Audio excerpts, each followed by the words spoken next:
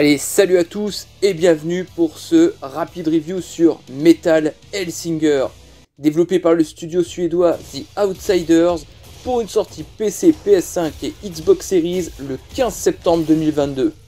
Le jeu est un fast FPS à la Doom, mais qui apporte sa touche d'originalité en y ajoutant un gameplay de rythmique. T'as pas compris? T'inquiète, je t'explique ça juste après. Bon, déjà l'histoire. Dans le jeu, vous allez incarner une entité du nom de l'Inconnu, une sorte de démon assoiffé de vengeance qui part faire une virée à travers les 8 différentes versions de l'enfer pour y retrouver sa voix. Ouais, sa voix de métalleux qui se coule à touffe des headbangers, tu vois. Au niveau scénar, c'est vrai que c'est pas très profond, mais bon, de toute façon, tu vas vite voir que ce qui importe dans le jeu, c'est le gameplay. Le scénar, encore une fois, c'est juste un prétexte pour le bain de sang qui va suivre.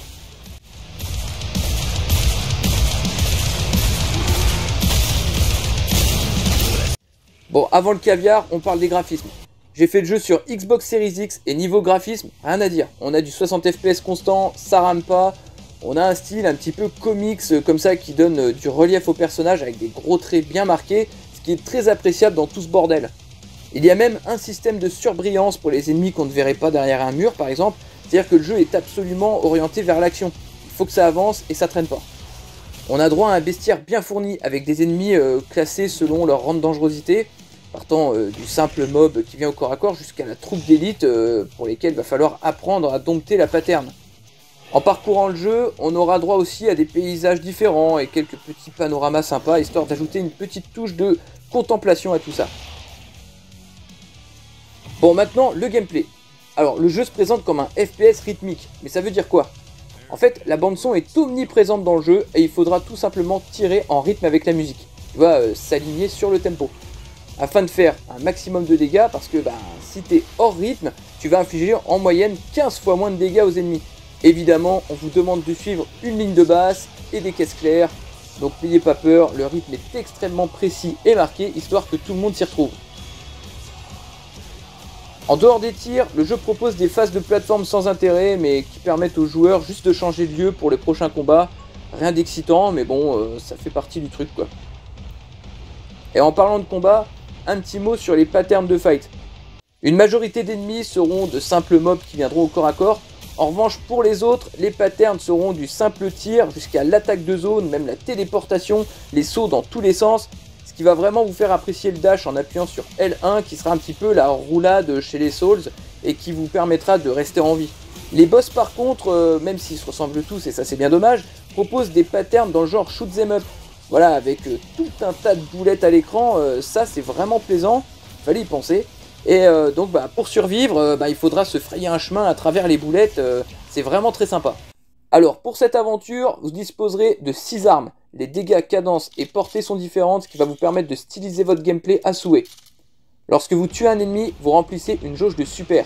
Cette capacité vous permet d'utiliser une sorte de super pouvoir de chaque arme. Voilà, chaque arme a bien son pouvoir défini. Il est très puissant et à durée limitée.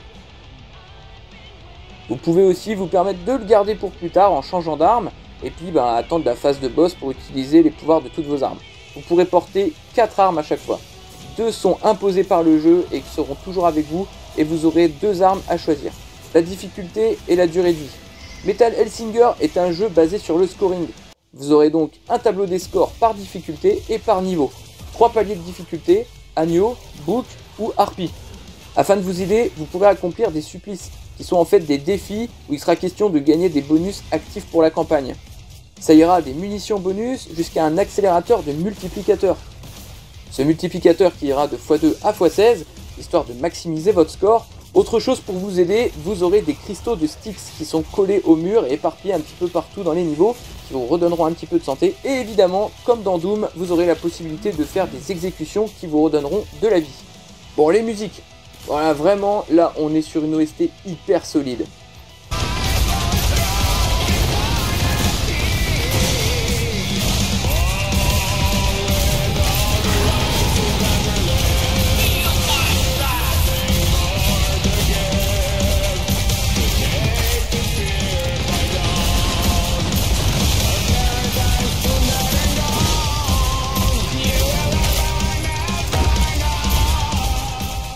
avec des grosses stars du métal comme Matt Heafy ou Serj Tankian évidemment, et puis tout un tas d'autres.